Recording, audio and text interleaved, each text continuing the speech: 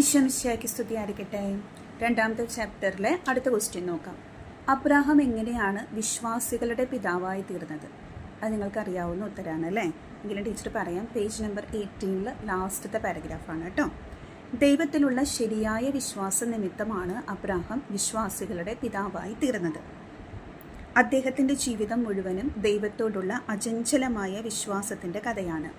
ദൈവം അബ്രാഹത്തിനെ വിളിച്ചപ്പോൾ സ്വന്തം നാടിനെയും ബന്ധുജനങ്ങളെയൊക്കെ ഉപേക്ഷിച്ച് ദൈവത്തിൻ്റെ വിളി കേട്ട് ഇറങ്ങി പുറപ്പെട്ട ആളാണ് അബ്രാഹാം. അതാണ് ആദ്യത്തെ കാര്യം. രണ്ടാമത് എന്താണ്?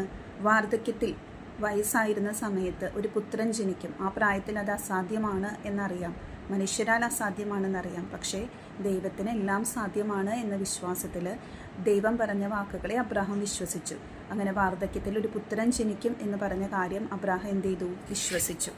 അടുത്തത് എന്തായിരുന്നു? അബ്രാഹത്തിനെ പരീക്ഷിക്കാൻ വേണ്ടി ദൈവം എന്താണ് ആവശ്യപ്പെട്ടത്? ഏകപുത്രനായ ഇസഹാക്കിനെ ബലി കഴിക്കണമെന്ന്. അതും ദൈവത്തോടുള്ള അചഞ്ചലമായ വിശ്വാസം മൂലം അബ്രാഹാം സ്വന്തം പുത്രനെ ദഹനബലിയായിട്ട് അർപ്പിക്കാൻ തയ്യാറായി. അപ്പോൾ ഇങ്ങനെയുള്ള കാര്യങ്ങൾ, അതായത് ദൈവത്തിൻ്റെ ഇഷ്ടം എന്തോ, ദൈവം എന്താണോ പറയുന്നത്, അതെന്താണ് പറയുന്നതെന്ന് മനസ്സിലാക്കി അതിനനുസരിച്ച് അനുസരിക്കാനായിട്ട് എന്ത് തയ്യാറായി? ആര് തയ്യാറായി? അബ്രാഹാം തയ്യാറായി. അതുകൊണ്ടാണ് അബ്രാഹത്തിന് നമ്മൾ എന്തെന്ന് പറയുന്നത്? വിശ്വാസികളുടെ പിതാവായിട്ട് അറിയപ്പെടുന്നത്. ഓക്കെ, അപ്പോൾ അബ്രാഹാം എന്തുകൊണ്ടാണ് വിശ്വാസികളുടെ പിതാവായിട്ട് അറിയപ്പെടുന്നത്? പ്രധാനമായിട്ട് നമുക്ക് എടുത്തു പറയാം 3 കാര്യങ്ങളുണ്ട്. അബ്രാഹത്തിന് ദൈവം വിളിച്ചപ്പോൾ സ്വന്തം നാടും ബന്ധുജനങ്ങളെയൊക്കെ ഉപേക്ഷിച്ച് ദൈവത്തിൻ്റെ വിളി കേട്ട് അബ്രാഹാം ദൈവം പറഞ്ഞ സ്ഥലത്തേക്ക് പുറപ്പെട്ടു. രണ്ടാമത്തെ കാര്യം എന്തായിരുന്നു? രണ്ടാമത് വാർദ്ധക്യത്തിൽ ഒരു പുത്രൻ ജനിക്കുമെന്ന് ദൈവം പറഞ്ഞപ്പോൾ അത് അബ്രാഹാം വിശ്വസിച്ചു. നമ്മളാണെങ്കിൽ വിശ്വസിക്കുമെന്ന് അറിയില്ല അല്ലേ? പക്ഷേ അബ്രാഹാം ദൈവം പറഞ്ഞ വാക്കുകളെ പൂർണ്ണമായിട്ട് വിശ്വസിച്ചു.